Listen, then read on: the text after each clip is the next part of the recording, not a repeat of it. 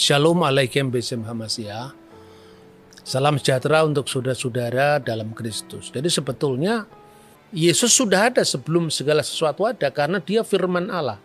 Allah menciptakan dengan firman-Nya. Jadi tidak mungkin kalau firman itu ada kemudian setelah Allah. Nah, sebetulnya disebut firman di sini bukan sekedar kata-kata verbal, ya. Firman di sini sebetulnya bahasa aslinya itu logos.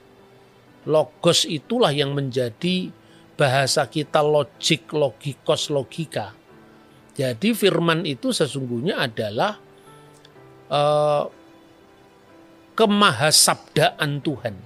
Jadi sabda atau firman itu tidak hanya berarti kata-kata verbal atau efek atau akibat dari kata-kata. Kalau akibat dari kata-kata alam semesta ini, langit, bumi, laut seisinya ini kan diciptakan oleh firman Allah. Jadilah terang, maka terang itu jadi. Jadi itu efek dari firman tadi. Tetapi Yesus itu firman itu sendiri.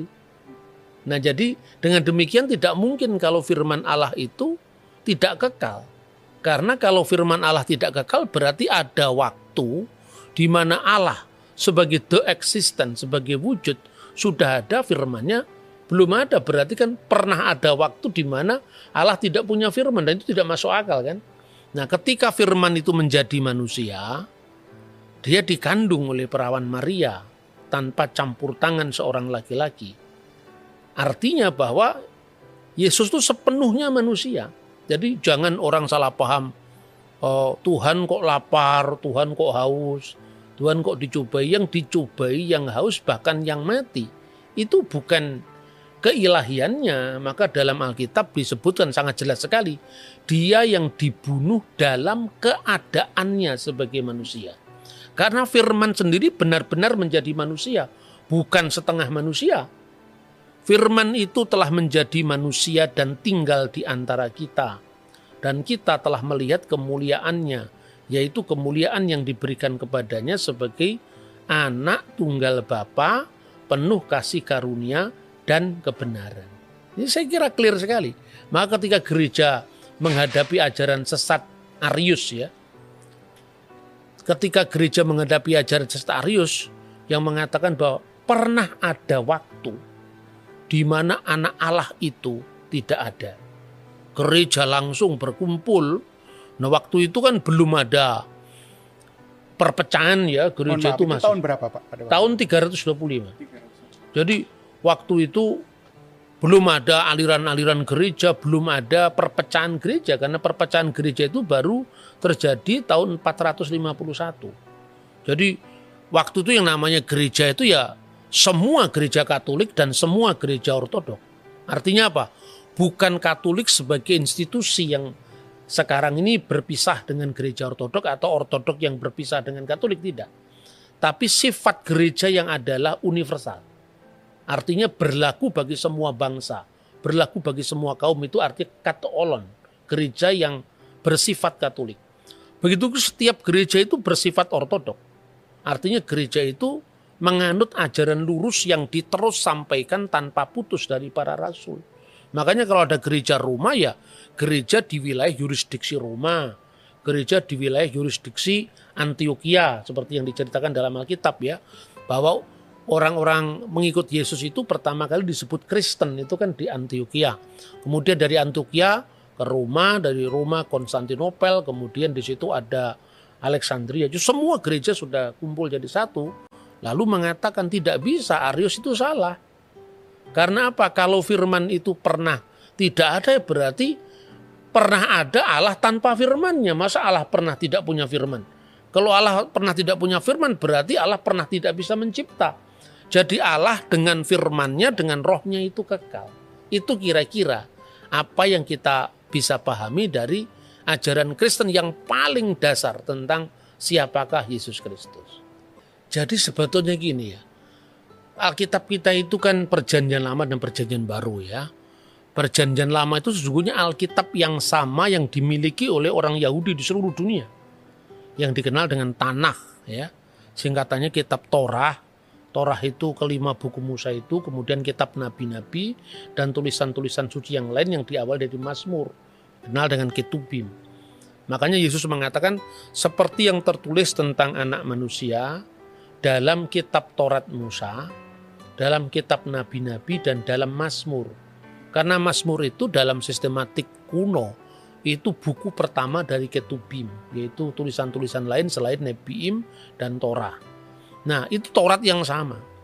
Jadi baru yang kedua itu perjanjian baru. Jadi yang kita sebut perjanjian lama itu sebetulnya kitab Yahudi. Jadi kalau kita membaca Taurat dalam bahasa Ibrani itu Tauratnya Yahudi sekaligus Tauratnya Kristen. Jadi ini sekaligus juga bisa untuk menjawab kesalahpahaman bahwa orang Kristen telah memalsukan Taurat. Kalau memalsukan Taurat kan Tauratnya sudah beda dengan Taurat Yahudi kan. Orang Yahudi yang tidak percaya Yesus pun membaca Taurat yang sama. Jadi perbedaannya pada penafsiran bukan pada teks. Nah begitu kita membaca kitab Taurat, kitab pertama kan namanya Bereshit, Sefer Bereshit, Sefer Wayikra, Sefer Elishemot, Sefer Wayikra, Sefer Bemidbar dan Sefer Eliharivarim, kitab Kejadian, Keluaran, Imamat, Bilangan, Ulangan. Kita membaca pertama kitab suci kita ini, ya tentu dari kanan ke kiri, ya karena kalau bahasa Ibrani itu seperti bahasa Arab kanan ke kiri, itu di situ sudah ada Tritunggal. Coba dibaca Bereshit pasal 1 ayat 1 sampai dengan ayat 3 dalam bahasa aslinya. Oke, sebelumnya saya perkenalkan dulu. Jadi Mas Edward ini adalah kader dari Institute for Syria Culture Studies. Itu lembaga pelayanan yang memang mengkaji tentang kekristenan Timur, ya, kekristenan Timur itu supaya kita tidak kehilangan akar sejarah kita. Dan YCS itu bukan gereja, tapi itu adalah lembaga kajian dan dia sudah belajar bahasa Ibrani langsung dari sumber aslinya di Israel. Ya, Israel Institute of Biblical Studies. Nah, kita bisa langsung membaca teks ini dari bahasa aslinya. Silakan. Ya, dari kitab Kejadian atau Sefer Bereshit, Bereshit bara Elohim et Hashamayim ve et Haaret. Dari pasal 1 ayat pertama ini kita menemukan existence of God, eksistensi Bapa, disebut sebagai Elohim. Kemudian di ayat kedua, ve Haaret hayeta tohu vavohu ve Hoshiah alfenetehom. Kemudian dilanjutkan dengan ve Ruach Elohim. Di sini pribadi Allah yang kedua adalah Ruach Elohim atau Roh Kudus atau Roh Allah. Ve Ruach Elohim merachefet alfnei hamayim. Nah, di ayat ketiga kita menemukan pribadi yang ketiga, Vayomer Elohim, Amar Elohim atau Logos. Berfirmanlah Allah, Yehior, Vayehior. Jadilah terang, dan terang itu pun jadi. Karena hanya dengan berfirman Allah bisa menciptakan segala sesuatu. Dari tidak ada menjadi ada. Creatio et nihilo. Creatio et nihilo. Wow. Berarti tanpa disadari sejak awal itu sebenarnya eksistensi daripada arah Tritunggal, penjelasannya itu kalau kita selidiki itu sudah tertulis sejak buku pertama. Iya, sejak buku pertama Torah. Jadi itu bukan ciptaannya Paulus atau ciptaannya konsili gereja, tidak. Banyak kan yang berkata begini, kata-kata Yesus kami percaya, tetapi kami tidak percaya sama sekali kata-kata murid-muridnya Nabi, termasuk Paulus, Petrus ini tidak mau percaya. Jadi kan banyak yang seperti itu. Itu orang yang bersifat ahistoris. Jadi misalnya ya orang nuduh bahwa Paulus itu telah memalsu Taurat. Mana yang dipalsukan Paulus? Dia tidak bisa menunjukkan. Misalnya ya kalau Paulus mengatakan Yesus itu dijadikan Tuhan. Bukan Paulus yang ngomong begitu. Karena Yohanes kan bukan Paulus. Justru yang menekankan aspek keilahian Kristus secara bahasa yang sangat clear itu Yohanes. Firman itu bersama-sama dengan Allah dan firman itu adalah Allah. Di Paulus malah tidak clear, artinya memang Paulus sedang tidak berbicara tentang doktrin itu. Tapi Yohanes clear sekali. Dan ada satu hal lagi yang menarik dari 3 ayat pertama ini secara gramatikal adalah kata bara. Bara itu secara gramatikal adalah kata yang dipakai untuk orang ketiga tunggal laki-laki. Jadi he created, dia telah menciptakan. Tapi subjeknya Elohim itu adalah subjek plural. Jamak keagungan. Jamak pluralis, Ya, majestatikus. Ya. Jadi dari kalimat pertama dalam kitab Kejadian ini sudah membuktikan bahwa ini irregular. Ini bukan sesuatu yang biasa-biasa. Elohim yang dalam gramatikal jamak, tapi pakai katanya bara. Pak, bisa dijelaskan lagi Pak, yang lebih sederhana. Kita Oke. sama-sama. Jadi kalau Betul-betul menguasai. di bahasa Ibrani itu ada gender kata. Ada gender kata. Terus siapa yang berbuat itu bisa dilihat dari verbanya. Nah, bara itu, saya bikin gampangnya adalah bara itu adalah orang ketiga tunggal laki-laki. Jadi kalau perempuan nggak boleh pakai bara. Kalau mereka nggak boleh pakai bara. Bara itu hanya untuk dia laki-laki. Jadi jelas itu tunggal, bukan jamak. Tapi subjeknya Elohim, Hirik Yod Mem itu menunjukkan bahwa dia itu jamak. Jadi memang irregular. Dari awal kisah penciptaan memang sudah irregular. Menarik sekali kalau kita belajar dari bahasa aslinya. Ya. Sekarang Pak, tolong dijelaskan kembali. Mengapa gini? Kok Bapa, Putra, Roh Kudus itu disebut pribadi? Gini, kata pribadi itu juga bukan dalam pribadi fisik manusia yang terpisah satu dengan yang lain. Ini banyak orang yang salah paham dan pahamnya salah. Diulang-ulang sepanjang zaman. Kadang-kadang orang mengartikan kata pribadi, yaitu persona. Dalam bahasa Latin persona. Itu diartikan pribadi dalam makna psychological personality. Jadi pribadi dalam makna psikologis. Pribadi dalam makna psikologis itu, satu pribadi hanya bisa dimiliki oleh satu substansi. Pribadi saya satu, substansi saya artinya keberadaan saya juga satu. Tetapi dalam konteks bahasa teologis atau bahasa Alkitab ya, itu artinya bukan sekedar pribadi manusia yang terpisah satu sama lain.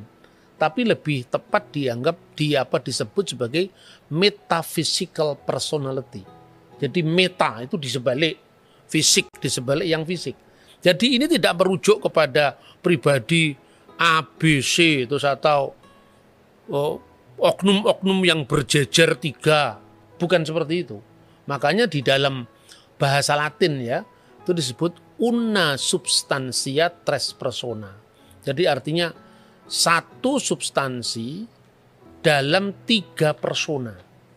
Hubungannya seperti apa? Diskresi non separati. Bisa dibedakan tetapi tidak bisa dipisahkan. Ya, distingsi non divisi. Jadi dia memiliki kekasan masing-masing. Jadi Bapa bukanlah Putra, Putra bukanlah Roh Kudus bukan Bapa, tapi Bapa, Putra dan Roh Kudus adalah Allah yang esa. Jadi bisa dibedakan, memiliki kekasan masing-masing, tapi secara tidak terbagi. Jadi wujudnya hanya satu, eksistensinya hanya satu. Makanya selalu orang akan gagal kalau memahami Tuhan dalam bahasa matematika atau dalam bahasa fisik. Bahkan kalau kita belajar yang namanya ilmu filsafat dasar loh. Filsafat di sini bukan aliran filsafat ya. Artinya disiplin berpikir yang benar. Ada paling sederhana orang belajar filsafat atau filsafat teologi lah.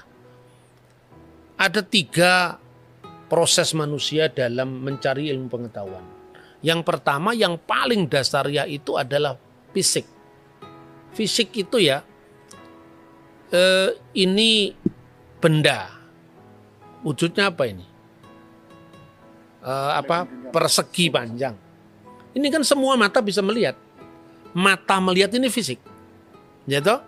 Misalnya gelas ini bundar. Itu semua orang bisa melihat. Hanya orang yang buta warna atau buta yang tidak bisa melihat itu. Itu tingkat paling dasar. Tingkat kedua itu adalah matesis. Matesis itu dikalkulasi di otak. Misalnya 3 kali 3 sama dengan 9 misalnya. 5 kali 5 sama dengan 25. 25 kali 5 sama dengan 125. Mana 125? Ditulis 1, 2, 5 itu kan angka. Itu simbolnya 125. Tapi 125 sendiri itu ada di alam kalkulatif kita. Bukan di wujud fisik. Apalagi kalau dikatakan 1 juta kali 1 juta malah tidak bisa digambar. Nah itu matesis ya. Baru yang terakhir itu metafisik. Di sebalik yang fisik, di sebalik yang matematis. Itulah Tuhan, itulah alam keabadian. Jadi bicara tentang Tuhan itu tidak sama dengan bicara satu Alek, seorang Bambang, seorang Yusuf, tidak bisa. Maka seperti contohnya paling gampang, itu sering saya ulang-ulang contoh itu. Tuhan itu beserta orang yang sabar. Berapa jumlah Tuhan? Satu. Ya toh? Elohim Echad. Tuhan cuma satu. Berapa jumlah orang yang sabar di Surabaya? Katakanlah misalnya ada 10.000 orang yang sabar. 10.000 orang yang sabar itu tinggal di 10.000 tempat yang berbeda-beda pada saat jam yang sama. Tuhan jumlahnya satu, beserta dengan 10.000 orang. 10.000 orang di 10.000 tempat yang berbeda-beda. Tuhan jumlahnya satu, yang disertai 120.000 orang. Apakah Tuhan jadi 120.000 atau jadi 100.000? Tidak. Karena Tuhan itu roh. Roh itu bukan dalam makna fisik toh, artinya dia hadir di segala tempat, di segala ruang, di segala waktu, beyond time, beyond space. Itu maknanya bahwa Allah itu tidak bisa disamakan dengan manusia. Begitu juga pribadi. Untuk lebih jelasnya, tolong dibaca Bereshit pasal 1 ayat 26 dan 27 dan tolong dianalisis langsung teksnya ya. Kejadian 1 ayat 26 dan 27 ini tentang penciptaan manusia. Sangat menarik. Vayomer Elohim naase Adam betsal menu kitmutenu veyirdu pitgat hayam vehaof hasyamayim uva behema uve kol haaretz uve kol haremes haromes al haaretz. Jadi ayat ini dimulai dengan berfirmanlah Allah. Tapi dikatakan naase. Naase itu secara gramatikal Ibrani yang nggak ketemu di bahasa lain, mereka punya namanya volitive system. Jadi kalau kita berbicara kepada orang kedua itu namanya imperatif. Tapi kalau kita berbicara pada orang pertama, strong will dari orang pertama itu namanya kohortatif. Strong will dari orang ketiga namanya jasif. Memang agak rumit kalau kita belajar, tapi kita mesti harus belajar sampai ke situ. Nah, naaseh itu adalah volitive system untuk orang pertama jamak. Artinya kita. Jadi kalau terjemahan bebasnya itu marilah kita. Let us. Ayolah kita. Ayo kita gitu. Bukan nyuruh orang lain, ini nyuruh diri sendiri. Volitive system. Nah, kita nggak ketemu yang gramatikal seperti ini di bahasa Indonesia, apalagi nggak ada gitu. Ya, jadi dikatakan bahwa naase Adam, marilah kita menciptakan manusia, membuat. Ya, jadi pakainya asa, bukan bara lagi ini, asa. Karena dibuat dari sesuatu yang substansinya sudah ada. Ya, nanti ya, dari debu tanah menjadi manusia. Nah, Adam ini diciptakan untuk menguasai. Ya, itu kita belakangnya sudah tahu. Cuman gramatikal yang menarik adalah ketika Tuhan seperti berbicara kepada dirinya sendiri. Ayolah gitu. Ya. Bahkan kalau saya enggak salah Pak, di kitab-kitab tetangga kita juga menggunakan kami itu. Kalau itu enggak usah kita urusi ya. Karena kalau dalam agama lain tentu misteri seperti ini tidak bisa dipahami dari sudut pandang kita. Kata nahnu dalam bahasa Arab itu betul artinya itu jamak. Tapi di situ ya jamak keagungan yang tak terjabarkan. Hanya itu. Kita fokus saja pada Alkitab. Ayat 27. Ayat 27 kembali menarik lagi karena dipakai lagi kata bara. Vayifra Elohim et ha-Adam. Maka Allah menciptakan manusia sendiri. Enggak sama yang lain. Jadi yang kita, yang kami, yang jamak tadi mendadak hilang di ayat selanjutnya. Vayifra Elohim et ha-Adam. Bet Salmo menurut gambarnya. Bet Selem Elohim menurut gambar Allah. Bara oto, diciptakanlah dia. Zahar unekeva, bara otam. Kembali bara. Jadi gini, ada yang menarik di kitab Tanah Ibrani itu, sesuatu yang diulang 2 kali itu artinya penting. Kalau sampai 3 kali itu extremely penting. Contohnya kalau kita baca dari kitab Yesaya, kados itu 3 kali, itu extremely penting. Ya. Nah, ini pakai kata bara sampai 3 kali. Vayifra Elohim, kemudian bara oto, diciptakanlah dia. Artinya pertama diciptakan Adam, kemudian di akhirnya diciptakan lagi bara otam. Dan semuanya itu adalah kata kerja untuk orang ketiga maskulin singular. Jadi nggak ada lagi yang kita punya keraguan bahwa Allah itu menciptakan beramai-ramai, nggak seperti itu. Ya, kira-kira seperti itu yang dari ayat 26. Iya, jadi begini. Ayat 26 itu sesungguhnya bukan Allah melibatkan ciptaannya untuk membuat manusia, tidak. Tetapi seperti tadi sudah dijelaskan, itu menggambarkan tentang bagaimana seolah-olah, ini kalau tafsiran Yahudi ya, Tuhan itu mendeklarasikan mendeklar rencananya mau membuat manusia menurut gambar dan rupanya. Tapi di situ digunakan bukan kata bara tapi asa. Artinya itu menjadikan dari yang sudah ada. Nah, sementara dalam pasal ayat 27 itu digunakan kembali kata bara, bahkan ditekankan sampai 3 kali. Itu menunjukkan bahwa penciptaan hanya dilakukan oleh Allah seorang diri. Makanya dalam kitab Nabi Yesaya itu dia yang telah membentangkan langit seorang diri. Jadi tidak ada teman, tidak ada sekutu bagi Tuhan. Nah, tetapi pertanyaannya sekarang, dengan siapa Tuhan seolah-olah mau mengajak bicara itu kan? Kalau di dalam tafsiran Yahudi Rabinik, dan ini pada masa-masa abad pertengahan, itu diartikan Tuhan berbicara kepada sidang ilahi. Nah, banyak orang Kristen kemudian menuduh bahwa orang Yahudi telah melibatkan ciptaan untuk turut menjadikan, tidak juga. Jadi kita juga sekalipun tidak sependapat dengan Yahudi, tapi kita tidak boleh juga menyalahpahami orang Yahudi. Bagaimanapun juga kekristenan itu kan memiliki akar yang sama dari keyahudian ya. Hanya kekristenan itu dulu kan salah satu dari bagaimana cara orang Yahudi memahami misteri Tuhan itu. Dan orang-orang Kristen itu adalah orang-orang Yahudi dulunya yang memahami bahwa Allah itu sudah menggenapi janjinya lewat Yesus Kristus. Makanya kalau dalam iman Kristen itu bukan dipahami sebagai sidang ilahi seolah-olah Tuhan itu mengajak malaikatnya untuk menyaksikan ya, menyaksikan bukan turut mencipta, sebab di dalam ayat 27 jelas-jelas kata bara hanya diterapkan bagi Allah. Tetapi yang menarik begini, tafsiran Yudaisme bahwa kita di situ artinya apakah itu sidang ilahi atau bukan, itu bukan tafsiran tunggal.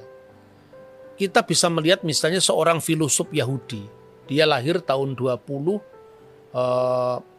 sebelum Masehi dan meninggal tahun 50 setelah Masehi.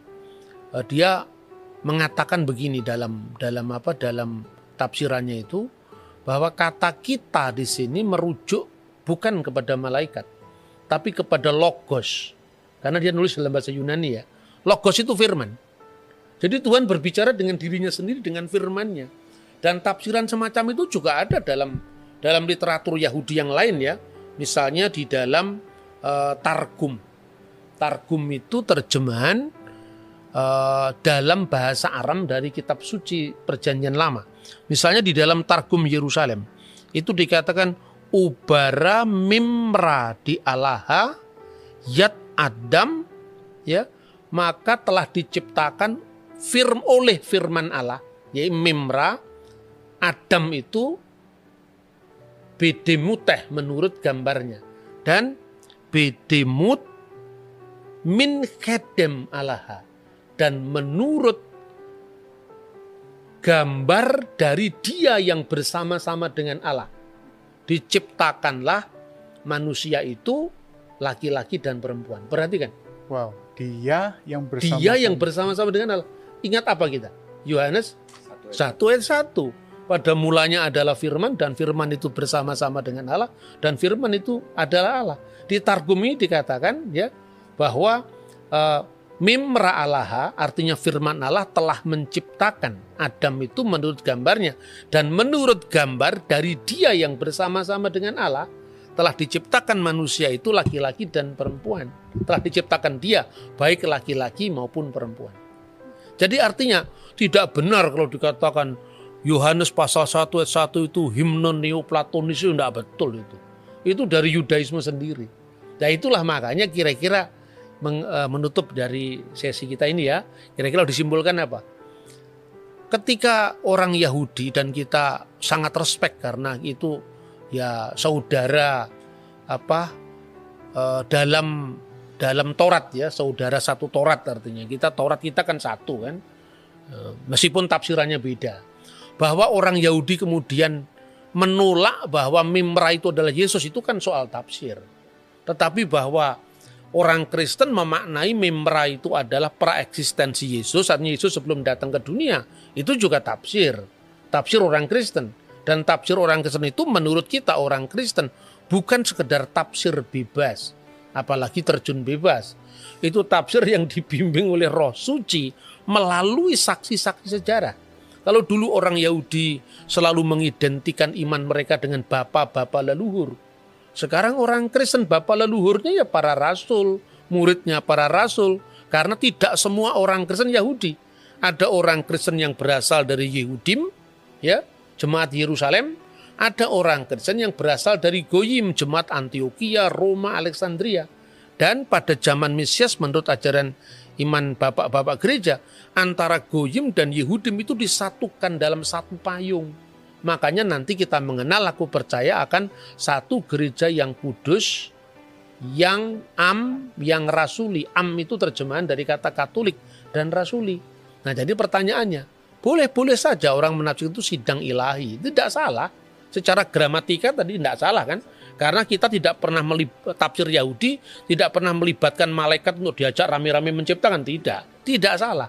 Tapi pertanyaannya kira-kira lebih detail lagi. Makanya orang Kristen memahami ada kata pribadi yang berbeda tapi tidak terpisah, yang punya kekasan tapi tak terbagi. Itu latar belakangnya. Pertanyaannya gini, ketika Tuhan menciptakan manusia, sidang ilahi dari para malaikat kan, itu kan sudah ada.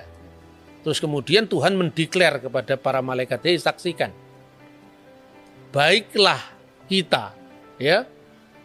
Tuhan bicara kepada dirinya kalau menurut gramatika itu, membuat manusia naaseh menurut gambar dan rupa kita. Itu kan malaikatnya sudah ada. Nah, pertanyaannya sekarang, sebelum malaikat diciptakan, ketika Tuhan menciptakan malaikat, Tuhan menciptakan aras atau menciptakan Metatron, ya Tronos, takhta ilahi, takhta sekinah dan seterusnya.